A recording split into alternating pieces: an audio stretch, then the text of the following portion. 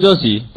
dugu jɛra ko kura tun kosɛbɛ o kuma k'i fo k'i waleɲuman dɔn o diyara n ye ka filɛbaa ni lamɛnbaa bɛɛ lajɛlen fo k'a fɔ nin an sigilen kunnafoni kɛnɛ kan kosɛbɛ ni ala sɔnna ma a tɛna kɛ basi ye k'a na bi dɛsɛ awɔ Isa nɔgɔ nba Tata ka kɛnɛ basi t'a la denmisɛnw bɛɛ lajɛlen nba don o kuma nɛgɛ kɔrɔfɛ bi awɔ a bɛ maa min bolo o ye Sira Kamara Sira Kole ni Sira Jɛlen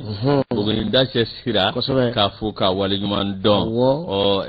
min ye jamantigi ani lithium tigi u y'u ka minɛnw ta ka Sira k'an kana se Buguni u y'u ka minɛnw ta ka taa Buguni ka tila ka taa segin tuguni Sira k'a fo k'a waleɲuman dɔn Jiekolonba in ba voilà Jie Kulubali kɛ Lajɔsi min ye Usman Togo ye ale bɛ réalisation na Bouakari Jara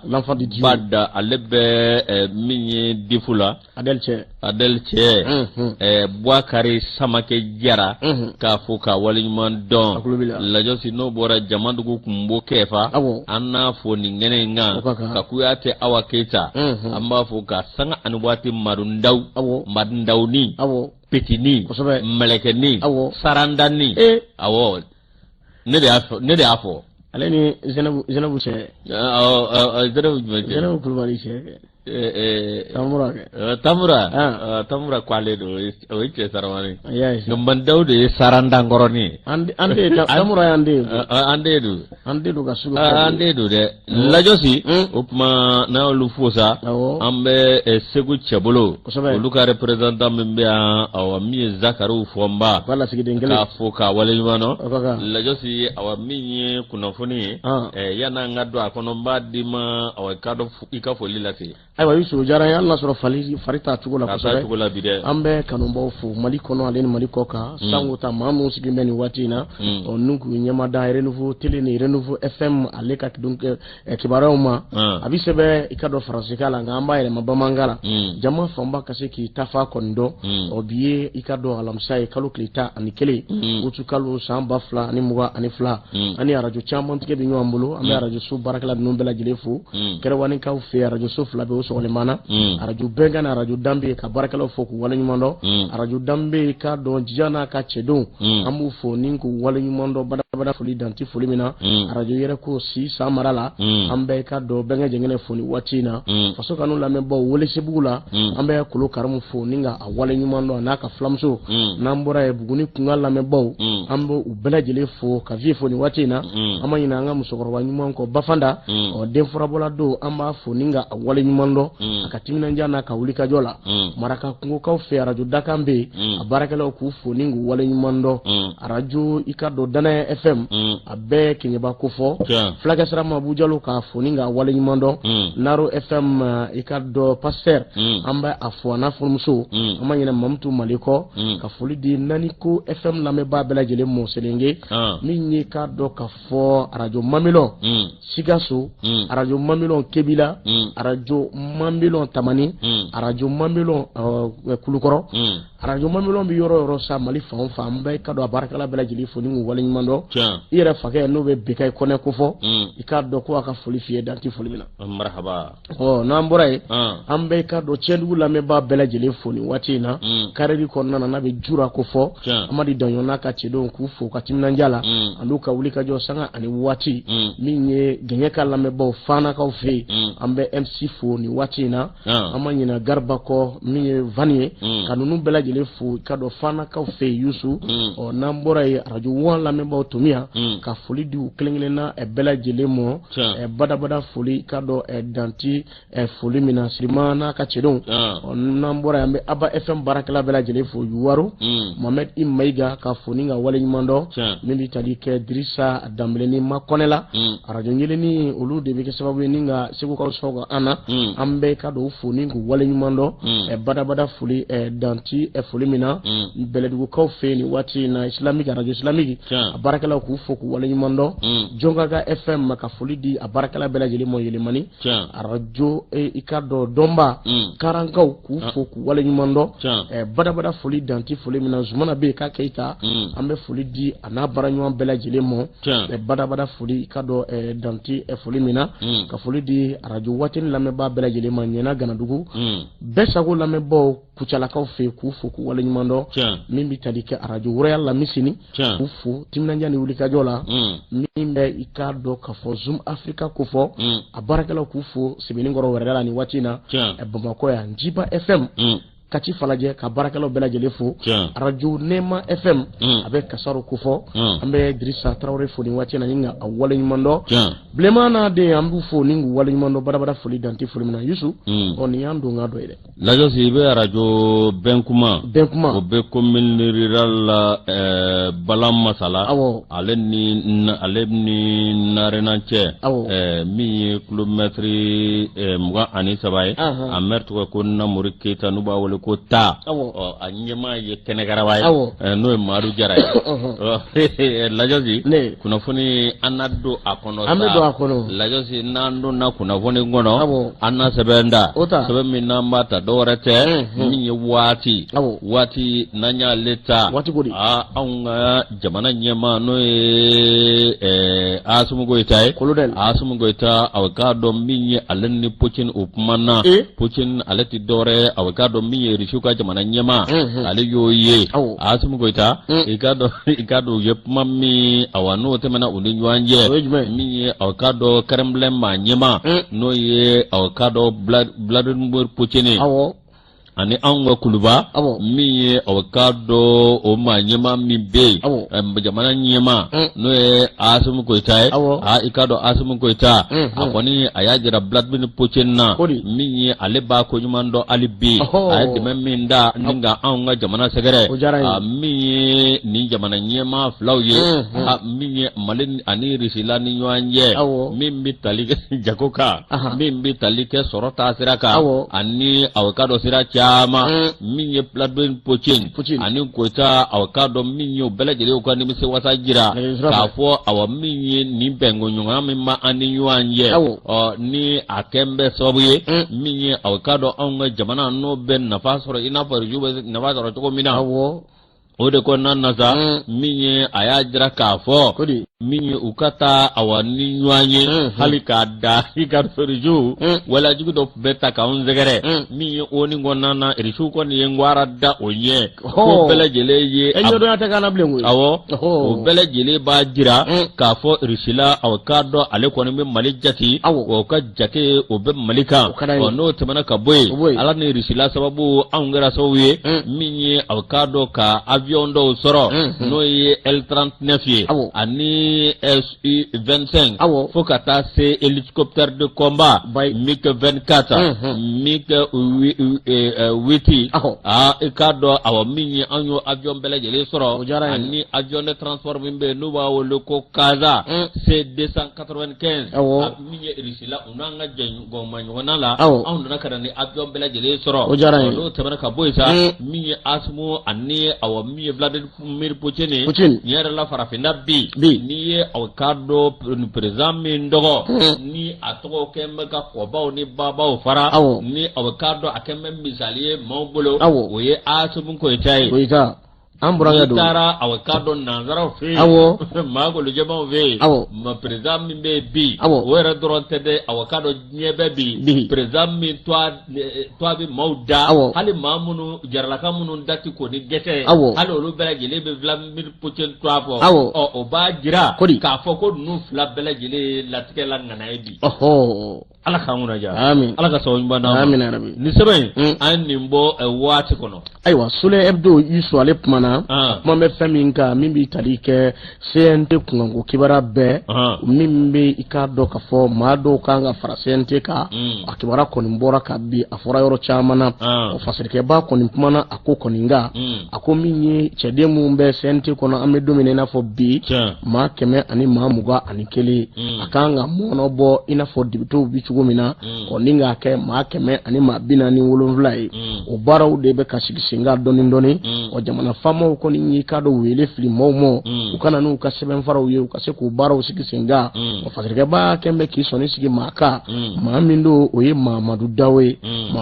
ambe domina ina fo bi o ko jekulu dobe na bi wele ko association pour le développement et l'émergence de la jeunesse yusu ni kado entrepreneur baye min na sigoro bembe sigida duruna mo o kambe domine na fo bi ay wuli ka jo chamange mimi ke sababu yirwa be se ka sabati to mina aka sigida konnana o kai kambo akono ve o che fana do min na ibara bo ka sigida la barsabula ika do ka dubloma konnana o te bashi nga ka se kata mamun kunga nguti barafo fuluka ika ka soro irebe ika do ka fo barake ka sigida la o ko mado malikura baraw olu sigiden sigile singa ayo o stasira janta make kabini lawale konna de a chesirle do ikado jamana ko konna bila kote o de kamo ayuli gajo chamange mingera sawi kaninjoro banu nundi ammo o fasirike ba ko koni manga tanyeni yoro jamble ngwe bari sabula ma do abeka do kafo yiriwa baraw do abolu tabulu nyuma do o mamadu daw dane ma daka bike sawe ninga yiriwa chamange mibi talike sigida duruna konnana kasabu ke ay baraba munge kasabu ke alka kanu abisi baramuna ani hakilna mimbe alla ninga mau faranyanga bunyeni karama konnana ani yiriwa sara koninga uyu baraba chamange formation chamamba ayo chama mala na ci ikado akasigida konnana o fasire ba keba ko nunu ye wale mu nulu kanga jatemina ko nunu bela jilela onna manya ka fo mo kanga ta farasente mauka mamuga ani woro bonyongo yusu onna manya ka fo kanga ta a ko minye ikado ninche banye mamadu dawo o yusu ka kanga ye jama kulu nunu na ko ka sabu ke akasigida la abe wulika jominge abe baranyma munge abi mo farali minge nyuanga o kulu wale minni ikado beke sababu yi o ningana na aka ikado ka fo baro were sabatili ye sigida yiri wali yere kamo koyi o malikura ka ya sira janta ma ka so bi masi o baro bela jile fana hukum konnana dine maw ani ikado ka fo la maw ani ikado mamun be no be saraw nyedo o yusu ani ikado shife nunu chama wi baro ke bana mun be ikado jole baro ko fo maw bela jile bi se ki ta fa ndon chugo mina yusu o nay fen soro asigida se ka yiri wani fenfe ko Muhammadu Dawbo baraw de sigi singa o fasirike ba ko ni soni sigi aka ako mi ikado ka fo blomba ko nana be a ni makanga nai Muhammadu Daw le jeune entrepreneur o yusu ka fana kaga nai be o ko ikado ka fo yiri wasraka aka sigida aka no babo ko la o yoro kon na yusu ambe domine ko mi be janjara sole hebdo la josi ni ale bla ne bi sebenda sebe mi mbata oti dore indicateur de renouveau minye chema iber kulubali ale koni awakado ayepma takanyeshi premier ministre ma docteur Shogel Kogala Maiga ya dira ka fo un grand diviseur commun minye awakado ko ni nanzara ngati mine ko Shogel Kogala Maiga minye mamindo awakado kwa koni ko mukamau farafara minye awakado ko de koni awakado tabulo ya bere la josi minye ministre de la défense et des anciens combattants chema korole chema iber kulubali ale ni jolba tv mau olu koni jemunge jemumi awakado na kera akunti dore ka mandat d'arrêt international cour suprême awa mali o yeminda kanyeshi awakado numa ko felo ma no e awa keleke mina minye wolo masir tabaka mina e awakado oni jakulu dobe no e para monte ore go nana ta minye awakado union pour démocratie et le développement UDD aleye awakado minye puma takanye si premier ministre ma ka jira ka fo minye kabini kureta flana ngore ngera ni Shogel Kogala Maiga nana la josi ka ko ma dore ke awakado minye tlatlali ko farafarali awode takammo zegere no boray minye ni ma ko fale ako awa minye ukume puma mina no me baroda mina awakado apme talike procureur de la cour suprême procureur général de la cour suprême a ikado yem mandat d'arrêt international mi no bla ikado awanununga mandat infoka mandat oye jume na foro international tege man imana yororo tege ka jamana fanfa akara maliko no yo akara maliko kayo tege ka de ka kilade amwa la josi mi awakado wati mina kabrin pongera sa mi awa jama iber ko bali ko ne ajira e ka fo ko ni ngoye ko awakado politique do de mi ale ko na foni soro wati mina alisla ka communiquer ke o yoro nimbe ale communiquer ke mi nyere la awakado ko ta sharia tabolo kiri sharia tabolo o majate ni ngoye na de mi awakado ayajira ka fo mi awakado mamunu be nolu kanga nyininga ni make awakado pamaku fe olube bala minna ka jira ka fo mi awakado ko manadare international ale kon membu fokale bora ministry sola okara awakado septamgalo le saba tamba planeta ani woro san woro ikado awambi o temene ngo mi awakado ni wulika jo ko de kon na bi awakado ko awambi ka awabi mi jamana kono kale ko ni dabali bana la josi awakado mi nyere la be ka fo ni ngo inti dore de mi awakado mado ko ni be ni go lu nyimbo awakado kala flin natala ka ngwara da olu nye mi awakado ko ni mi flene iba ka fo nyere la wati mina awakado anga wol masiri tabaw ni huye sebe nabe ka jira ka fo mi amago be awakado minawna mi ale ko ni awakado mi ale ko wasoro ale be awakado joro la ale ko ya jira ka fo na bi talike jamana la kesil lela la josi awakado mi akata o trave mi ale te minango do awa mi nyere la ga ale ko ni mindo mi awakado nyere la ni mi vlene ibe ka fo ni ngone ko la benenyi ni ko jajugu desirle ale kama akele le awo mi awakado ibe kai akamiri la defense koroy ako awa mi nyere la ko awa premier ministre be na sugandira mi coup d'état flanana kale ko ma do ko mami do ko farafara likela do de mi awakado transition min be bi mi awakado ni premier ministre min flane kam masaka mo fara nywanga ka kraswe kado ka ma ko do nywana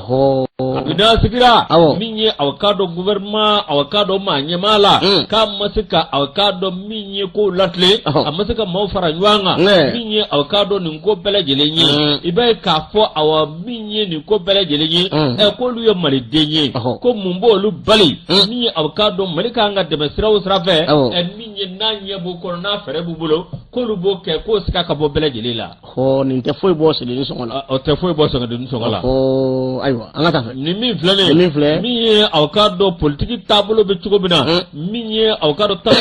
bala kalafli awa politiki kalafli mingera 2020 no kara dibite kalafli mi awkado o ko galara ko sebe mi awkado fo mawko do nywana mawko do nywana ko tika dabla ko awa mi anga wol basri tabaw ko lu fare yu awa ukanga joro minge oli o joro fa katwa ga munye wala sa ko be ba olu nganga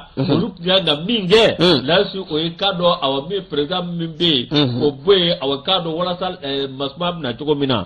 ku yu ka barake ko nga mi awa kado gele afefe be ko na bi mi awa kado fefe be bi no keme ka mo bla nywana ka mo farafara lasu awa kado kani nyema shi mani bi mi ani nyema bela jele ko do nywana o mi ni ko gele ala bay ko ma warate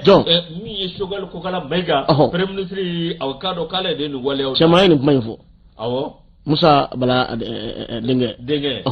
ala kamuna ja ala ka sawu nyuma musa mw ale bramne kalande ani bo indicateur de robo administration be tande abana c'est comme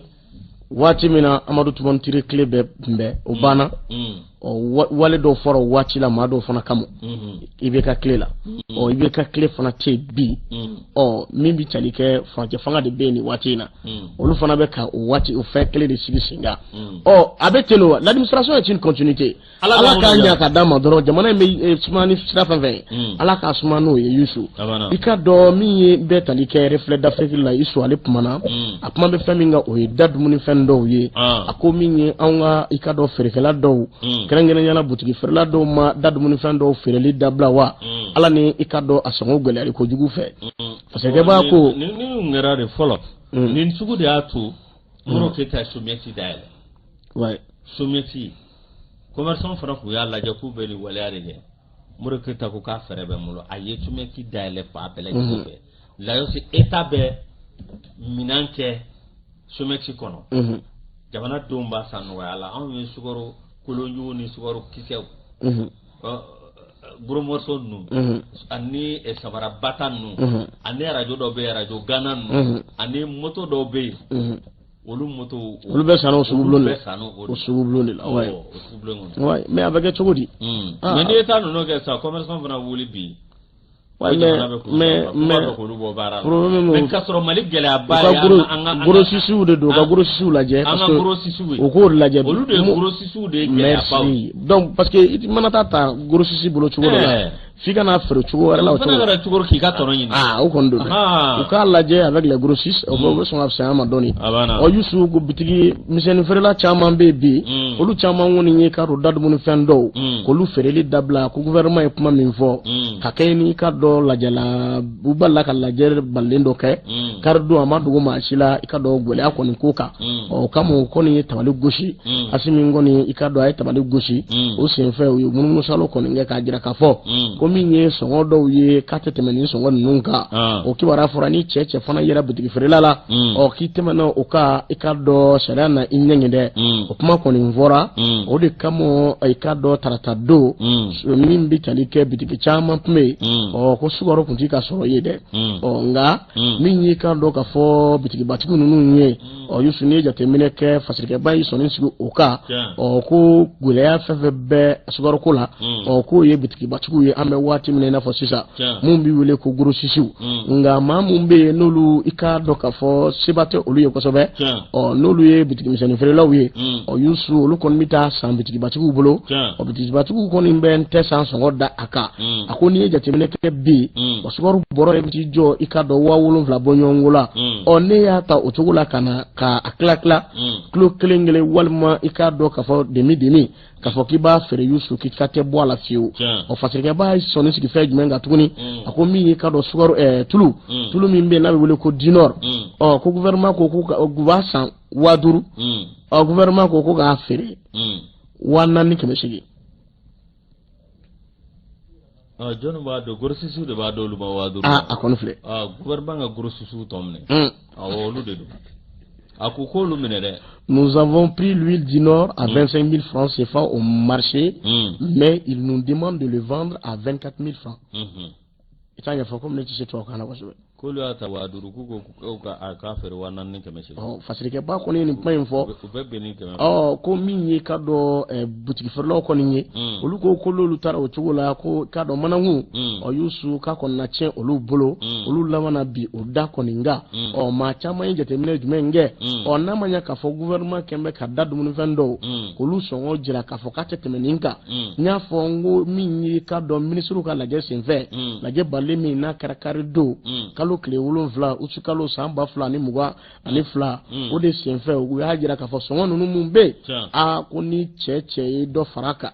yusu ikado ku na nyengini ta kisere na mboro orola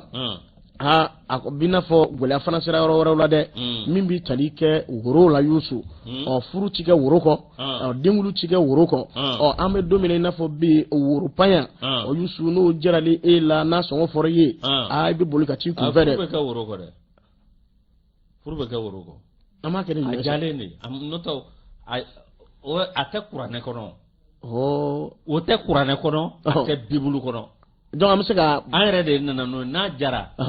e woro so ngaka nywanga ka ndamaro dawga ndamaro waare fa woro fe mbarga may woro fe mbarga ma ndamaro afokale te fe mbarga may no ngoni ngon mecce gano to amin tamaro blakata o kana dan woro ere katui ka fo kibina bo karsa demso no fe ka tamaro di be tamaro di war blakata ne tamaro ni cha mandoni blakata to balo kana dogo ya drone ni mami mim so no fe an laba na ke furu tamala nepta dabaro yi abi war jadoro bi dot ko la ka takara atoy ko da dabaro ga mbala ko do de an yere de beno ka ta ko ni gelana na abo dabla tani sira wore apana amma fu ko ni woro ma boyka furu sir ko la ka furu manyaw ti ma be fu ko tamaro de ka bo ngam ay woro bo folo muso woro ni bi bo parce que anyo ke tasira de parce que woro n'a kɔrɔ bɛ ɲɔgɔn na u ye woro kɔrɔ de ta k'o don furu la woro ni woro tilara woro den ye kelen ye mais fɛn fila nɔrɔlen don o kɔrɔ ye k'a ka ɲɔgɔn minɛ n'a ɲɔgɔn minɛ a bɛ kɛ kelen ye mais ni a karila a tɛ wele ko woro den bilen dɛ a wele ko woro fɛrɛ a bɛ fɔ ten donc o kɔrɔ ye a kɔni fara n'a kɛra a farala furu bɛ tiɲɛ furu bɛ kɛ fankelen ba ye ni i y'a faamuya ba la n'i y'o woro fɛrɛ kari fana a bɛ kɛ woro kunkuru ye a bɛ kɛ woro kunkuru ye o ka furu bɛ kɛ kunkuru ye ala kana furu bɛ kunkuru ye voilà nka ne ko n ko woro pan ye bi Yusu ko n'a kɛra dan sogo ka côté ye hali ko sa a bɛ gɛlɛya se ka yɛlɛ ka taa yɔrɔ jan bi o ni dan sogo olu yɛrɛ dan sogo ka côté olu kɔni ka woro ko bɛ sɔn ka gɛlɛya voilà o fasirikɛ ba kɔni kumana a ko n'i ye jateminɛ kɛ bi woro pan lawalew la fɔlɔfɔlɔ la 12,000 nka an bɛ don min na komi bi 22,000 ko sugu kɔnɔna ko woro yɛrɛ an ka maraji kɛ ni woro tɛ walayi a bɛ kɛ a ka haramuya bɛ kɛ a maraji bɛ kɛ woro ko yɛrɛ t'a la fiyewu bi an ka silamɛ furusu dɔw la misiri kɔnɔ u bɛ taa ni tamaro ni bɔnbɔn dɔrɔn de a taa ni tamaro ni bɔnbɔn a ka ayi mais non démarche fɔlɔ bɛ kɛ ni jumɛn ye démarche fɔlɔ a taa ni woro sɔngɔ ye a ko bɛ a ka tamaro san ka da wari dɔ kan ka taa buranakaw b'u ba tamaro la o ye ma bɛrɛ bila a kan mun a taa n'a ye a ye woro ko dabila n'a gɛlɛyara a bɛ solution de ɲini kɛ o de Malien ka problème ye ni fɛn gɛlɛyara a bɛ jɛ ka solution de ɲini mais k'aw nara fɛn na a bɛ ka gɛlɛya aw t'a dabila ala b'a bɛ to a la non denmansa dɔw b'a ko fo ka na ni woro jagoya wa dɔw b'a fɔ de k'olu ka laada de don k'a tɛ wuli n'a tɛ wuli k'u den ta an fana gɛlɛya de bɛ yen u den ta wa n'a sɔrɔ ni fiɲɛ yɛlɛmara ɲɔsurula yan non n'a sɔrɔ u kɛr'u ka di ɲɔgɔn ye don n'u kɛra ka di ɲɔgɔn ye ni paraw y'u ban e yɛrɛ b'a dɔn min don a bɛ préparation kɛ fɔlɔ dɔw b'a kɛ ni paraw y'u ban o ban ne kuma bɛ u bɛ kɔnɔ dasa a la paraw bɛ denmuso gɛn deli bɛ kɛ o bɛ don n'o donna o den yɛrɛ bɛ tila ka diya mɔkɛ ye ka tɛmɛ diɲɛ bɛɛ ka du kɔnɔ kana to cɛganaw ka nin kuma in lajɛ an y'o caman ko cɛganaw ka gɛrɛ ni minnu ka di ɲɔgɔn ma woro ko tɛ ci a y'u di ɲɔgɔn ma woro bɔra woro ma bɔ wa ayi non mais e ko ne ko woro gɛlɛya ka woro bɔli a da sɔmɔnɔ de la formalité de don formalité dɔrɔn de don n'a jara woro ka par exemple misali la ne bɛ bɔ sira nɔfɛ sisan woro gɛlɛyalen don n da tɛ sa dɔ kuma la bisimila tɛmɛ pasiri n da tɛ sa dɔ kuma la dɛ o ma kɛ k'an sɔrɔ mɔgɔw bolo i ni kun tɛ tabali kan dɛ i kelen i ka kuma fɔ ma laminɛli kɛ jaturu dun n'a gana a bɛ kɛ bɛɛ baara ye Yusu fasirikɛba kɔni ye nin ba in kɔni fɔ ko min ye k'a dɔn butigi feerela caman bɛ bi olu kɔni ye k'a dɔn da dumunifɛn dɔw olu feereli kɔni jɔ ka sababu kɛ gouvernement ye sɔngɔ min fɔ ka a tɛ olu bɔ fiyewu bari sabula n'a taara o cogo la manakun k'a laban na tiɲɛ olu bolo bari sabula min di sɔrɔ a la a n'olu y'o don a la a bɛ kɛ baara ye u bolo fasɛkɛba kɔni sɔnni sigi nin kan ko munumunusalɔ kɛra butigi dɔw la bi kabini tarata don ko butigi dɔw la ko olu tɛ ka sɔrɔ yɛrɛ feere woro yɛrɛ taa n'a tɛ bilen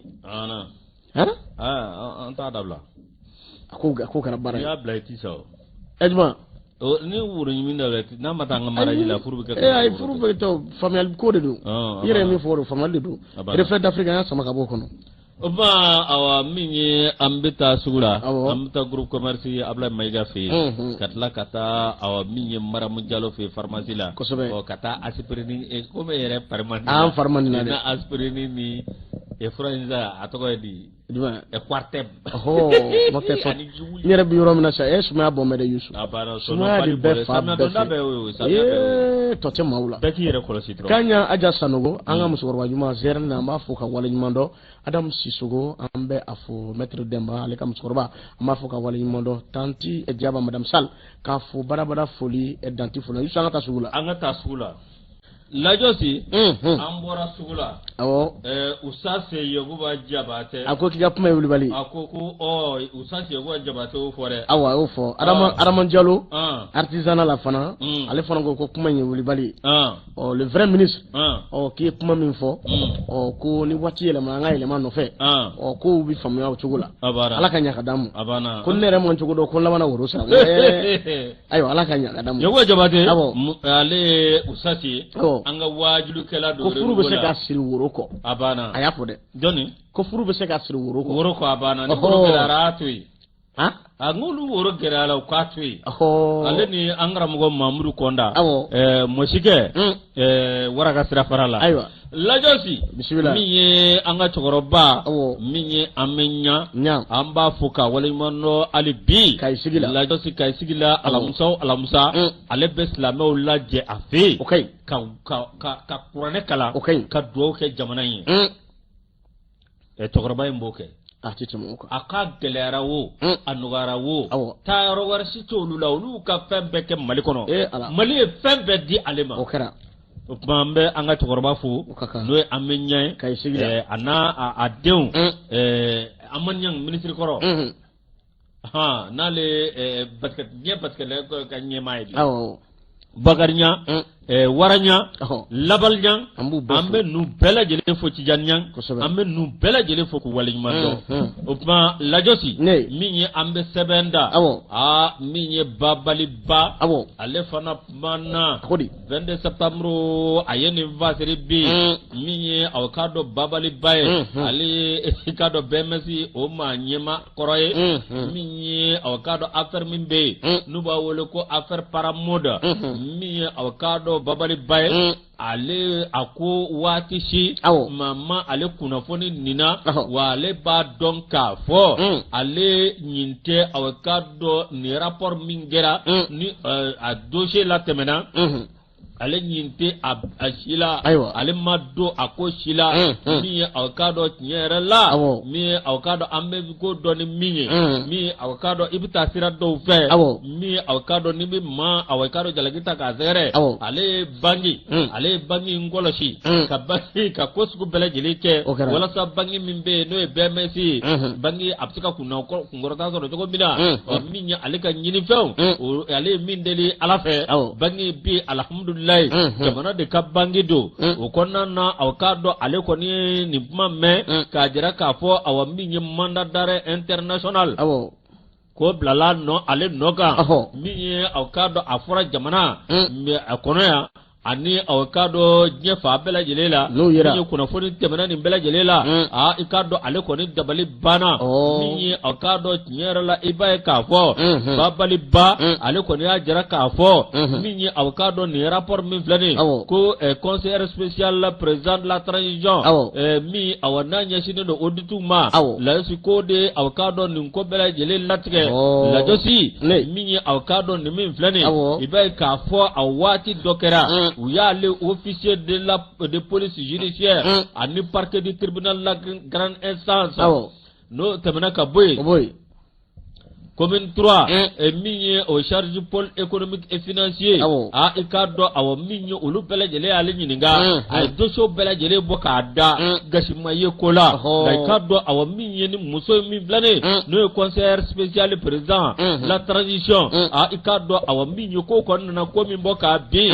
lajisi ko maa caman dabali banna ale yɛrɛ dabali banna lajosi min ye k'a dɔn nin min filɛ nin i bɛ k'a fɔ hali fɛn minnu kɛra min ye aw k'a dɔn ale furadama u ma sɛbɛn jira ale la min ye aw k'a dɔn aw ma fɛn fɔ ale ye lase ale dabali banna k'a ye k'a fɔ ko kɛmɛ ka wuli ka jɔ k'ale nɔfɛ k'a tɔgɔ ye nin na bisimila lajosi min ye aw k'a dɔn nin min filɛ nin i bɛ k'a fɔ fɛn fɛn bi kɛ min ye aw k'a dɔn ministre de la défense ani finance o waati la i k'a dɔn min ye a jarala k'a fɔ min ye ko marché dɔ kɛra ko marché ko o marché kɔni ko o ma waleya lajosi mi awkado ko ni min flane iba ale ko rugo bangi nyemaye mi awkado ni seben nana seben nyagale nganya ni awkado ka avoko anga arme umma go be awa min minanda wala saka jamana kolosi min ko jamana mago be warla odu ye seben ka blagada abe sara kono min awa asaba me sara kono asaba me sara kono ale bi war boka dike bangi mali de tay jamana kadu lajosi ale akabara sira dron de ke wale akanga ta sira munu ve ale o sira bela jele ke minye avocado nyera la mi nimko mi flani be ka fo awa minye bangi ko ni ma min be bangi bara nyedo ko bela jele ko ni ba do ka fo ikado ni ta sira munu flani iseka jengani na choko jila ore ko nana ni avocado babali ba ni avocado awa sandemili de areka fola mi avocado sandemili de mi awa ni flani mi avocado awulika jo mingera mi gerla ale baracha mange ale be foli ane tanni ale bolla se avocado mami ma oye alfa umar kunare di kadana takada ale ka ani premier ministre ngumbe mande siribe anuka awa ministre de l'économie et des finances Boubacar Kone olu de dara takada ale ka minye ka ale blani bangi nyamala bemesi ale avocado ale jamana denye ale te kataro sini jamana inde minye avocado ale ko uka politique tasira minye avocado uya yede ka fo ale msaka joroba fa ku ya nyimuga takada ale ma ale bara mine minye kabiri bangi avocado sorota kono fo kana ke bi miliyar chaman dasileme bangi ngono ni ale kuntula ngara bangi la yelman nale ku yanka bolofla duniye bangi akunte bisoro o ba jira ka fo awa minye ni ko bela jeli ko avocado yelen bela jeli ka keninga ga ka ke awa nye sirafe ikado akake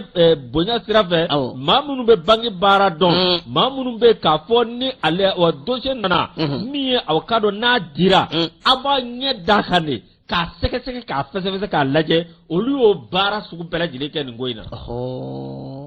uma foi blako unyema pa foi kuna ule barake jeya kono nyeni sogono nyeni a sogono nyena dogo nye lajosi mi avocado ni mi flani be ka fo awa alebe mi fo ikado awa mi ye tiere la ko ni ngoni ukara ke publicité kelay ni ngo mi flani mi ye mana dare international ikado awa mi ye ni ma ko fale nye afole ko ngagiriwo afole ko manda dare international bi ika yusu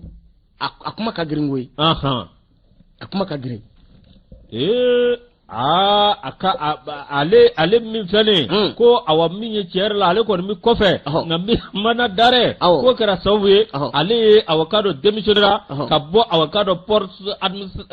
administrateur flala no barakero flaye lajo se ako ale ko ngo kale dalendo ayerela wa ikado ale soneno ka fo ale barake je kono ako ni ala sonama minye ale ko ba don ale be do minge minye ni ko bela jele ka fese yele nga keni ngoinga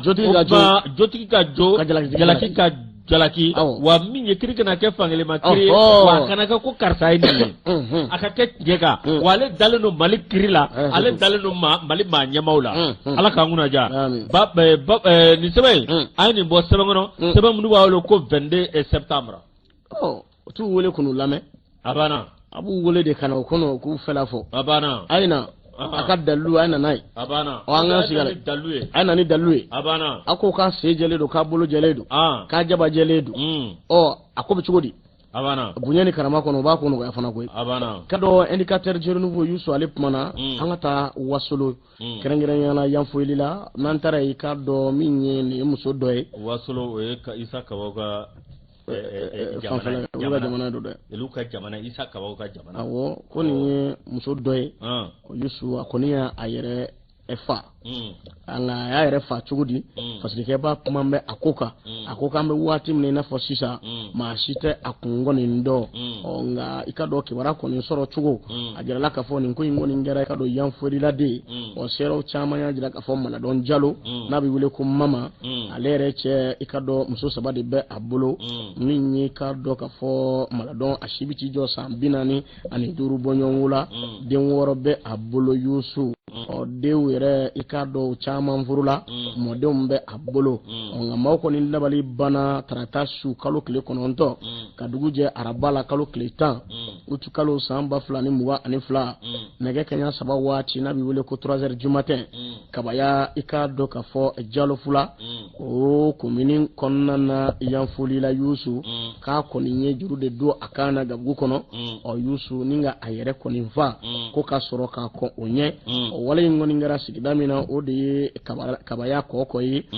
sigida maaw maa caman kɔni kumana a ko kɔni dala nka min ye maaw dabali ban kosɛbɛ bɛ o dɔ wa ko muso in ko bɛnbaliya kun tɛ a n'a sinamusow ni ɲɔgɔn cɛ fiyewu wa n'a furucɛ fana bɛnbaliya kun t'u ni ɲɔgɔn cɛ ko bɛɛ lajɛlen kun ye sen sɔrɔ alihamudulilayi kun y'u ka du ye nka u ye tele de filɛ tele filɛlen kɔrɔ kɔ k'a ba tuma min na sinon u nana o minɛ bɛɛ don i ka so kɔnɔ nka 3h du matin de maaw bala ka fɛn jumɛn ye o kɔni bala ka Mama de ye n'a bɛ wele ko Maladɔn k'a sinamuso de kɔni dara a gulolen sɔrɔ juru b'a k'a la a kɛn bɛ k'a yɛrɛ kɔni fa gabugu kɔnɔna na Yusu fasikɛba k'u ye wele bila finitigilakaw ma gendarmew nana ni kana yɔrɔ bɛɛ lajɛlen kɔni sɛgɛsɛgɛ ka jateminɛw kɔni kɛ olu y'u ka baara kɛ u taara nka maa caman bɛ k'i yɛrɛ ɲini nka bi mun de kɛra sababu ye muso in san 45 cɛ muso 3 de b'a cɛ bolo ale yɛrɛ ye muso fɔlɔ ye a ka se k'a yɛrɛ kan no juru la ni cogo in na ni ka yɛrɛ fa nka sɛgɛsɛgɛliw de bɛ se k'o jira anw na k'a kɔni ko kɛra nin cogo in kɔni na Yusu maaw dabali banna kabaya nin cogo in na kɔ k'a jira k'a fɔ nin muso in a tacogo in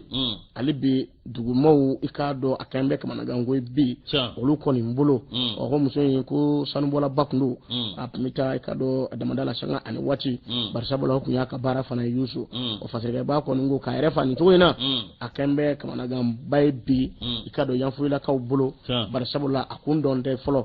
nka sɛgɛsɛgɛliw kɔni bɛ sen na fɛn min b'a baro Yakuba Dumbuya ale na i ka dɔn o fɔ an ye an n'o kibaruya da maaw tulo kan indicateur Giro Nouveau kɔnɔna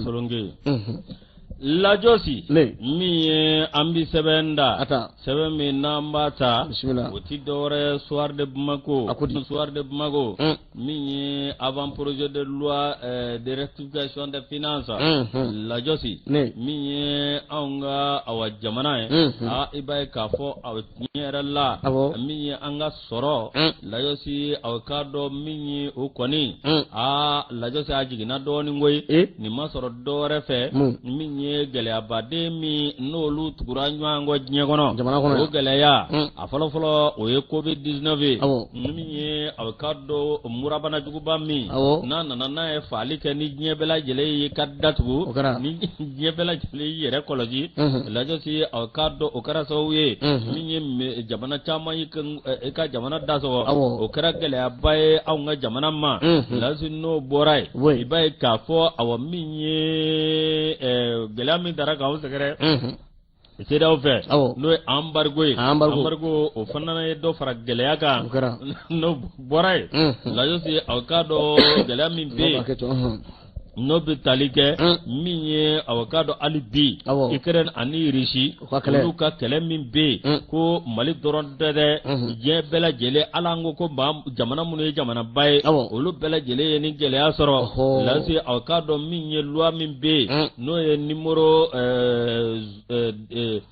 2021-0 71 kɛ décembre kalo san 2021 n'o bɛ tali kɛ aw k'a dɔn ani san 2022 n'o bɛ tali kɛ anw ka sɔrɔ ni sɔrɔbolo sɔrɔ la jamana jigiɲɛ aw k'a dɔn min ye tiɲɛ yɛrɛ la Ukraine kɛlɛ ani k'a dɔn CEDEAO olu ye aw k'a dɔn gɛlɛya min ta k'anw sɛgɛrɛ gɛlɛya min aw k'a dɔn ni sariya min n'u y'a ta ni sariya yɛrɛ kun tɛ tiɲɛ ye Lajosi fo ka taa se aw k'a dɔn anw ka waribonba min bɛ yen n'o ye UEMOA ye i k'a dɔn ko o bɛɛ lajɛlen da k'o bɛɛ lajɛlen da ka taa fara COVID-19 kan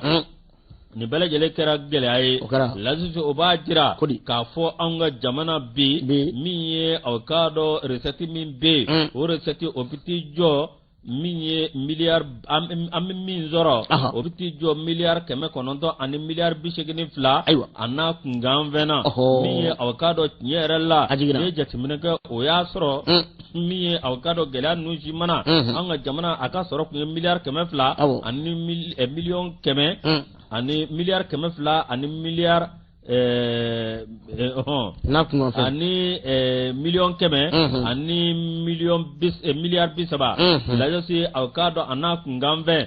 lajo si obajira ka fo anga soro miye awkado toka jami awkado no blalala obiti jo awkado milliard keme ani milliard binani ani chegi ana kungamve na lajo si awkado niye jatimine ke ibe ka fo miye awkado ni obo milliard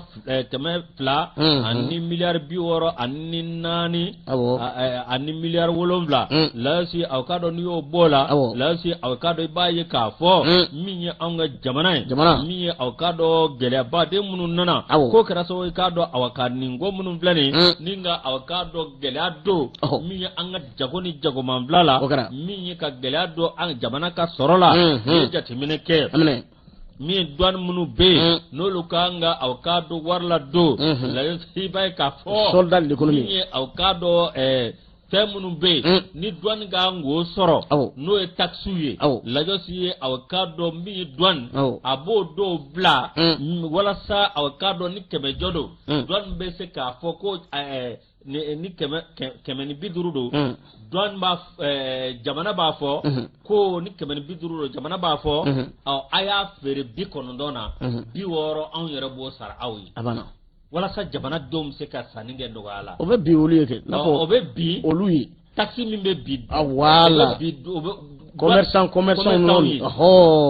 la josi no boray iba ka fo awa do be ina fo gazi ina fo fewro jamana ba fo ayato ni songola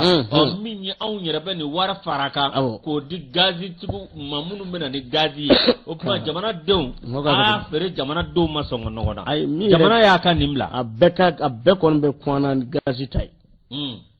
isu gazi baro te fable gazi bara kele wa kele ani keme woro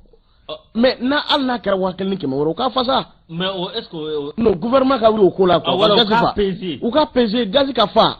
ama banganta san ama san o ka fa ka dama bay abana e gazi tse ka kalo kele ma bolo ble la josi mi oye an jawgelaw ambo turuda olugune la josi awkado riba mayre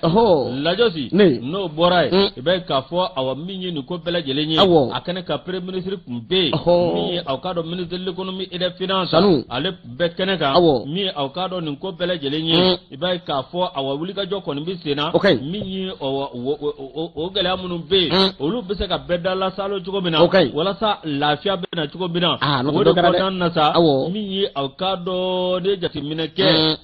mi mali milliard keme ani milliard bi kono don nywana lasi awkado de kara awkado to ka je note mi awkado wuli ga joko nbe sena wala sa barab se ka ke cogo mina wala sa sorab se ka do cogo mina nga berata mi awkado ni gele abade gouvernement ngoni be ka kodo ke wala sa awkado jamana deun olu se ka dadu muni faw soro nogoyala no te ambe kulela weni mbade ambe ko defobi abana to te kolokolo la ala ka nguna ja al na foro ko yesu ngo gouvernement commerçant fara ko nga oui mais uka we famunu place uka nga mingere ka iye do faraka uyimine grossisi nyangeni ngata ki segere bay abana ouais mais en fait amalla civil table abana bon ni nu ko cham fen cham ambe quoi c'est-à-dire ou ka système do sigi singa mi ma to mo be la fait sinon ça ne va pas c'est-à-dire ko to yere de cloté fouille là ala ka nguna ja amin ni seben mi o ka do yusu konate ne le ka fasire anya bo ngona sabon wa lo ko swar